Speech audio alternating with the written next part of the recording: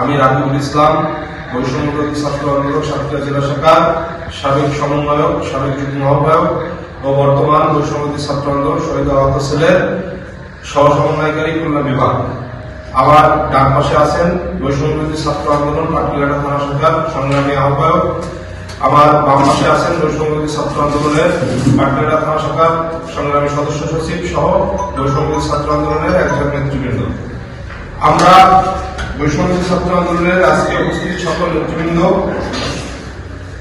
আমার দেশটা তারেক রহমানের যে দেশ গড়ার ৩১ দফা কর্মসূচি, সেই ৩১ দফা কর্মসূচিতে অনুপ্রাণিত হয়ে এবং সাতক্ষীরা ১ তালাকলারোয়ার আসনে ধানের শীষের কাণ্ডারি জনাব হাবিবুল ইসলাম হাবিবের হোয়াইট প্লাস প্রো সেনসিটিভ স্কোয়ারে মাঠের বাইরেও তো আমরা এভাবে দেশপ্রেম দেখাতে পারি।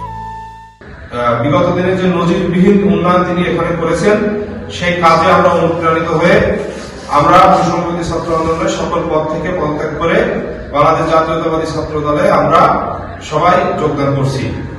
আমরা স্বেচ্ছায় ও সরকারে উক্ত জাতীয়তাবাদী ছাত্র দলে আমরা যোগদান করছি।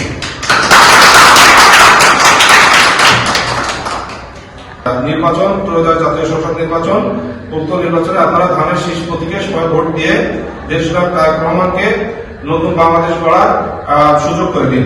সেই সঙ্গে সঙ্গে তালাকলারবাসীকে বলতে চাই, হাবিবুল ইসলাম হাবিব সাহেব একজন ভালো মানুষ, একজন কাজের মানুষ।